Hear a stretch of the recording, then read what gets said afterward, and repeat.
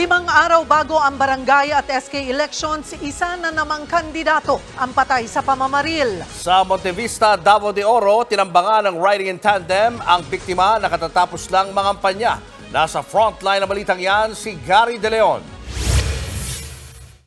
Naiwan pa ang bakas ng dugo sa kalsadang ito sa barangay Kamatangan sa Monte Vista, Davao de Oro matapos barilin ang isang tumatakbong barangay chairman.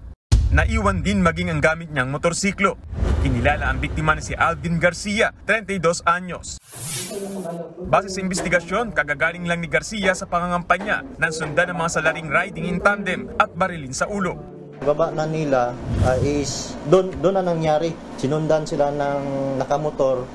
Then right after na doon na nangyari na binaril.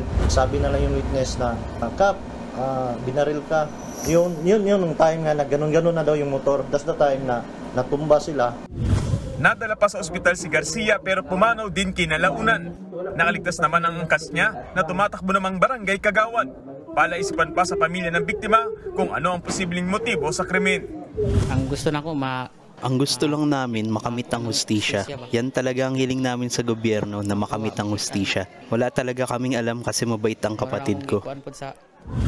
Hindi pa direktang masabi ng mga pulis sa ngayon kung may kinalaman sa pagtakbo ng biktima ang krimen.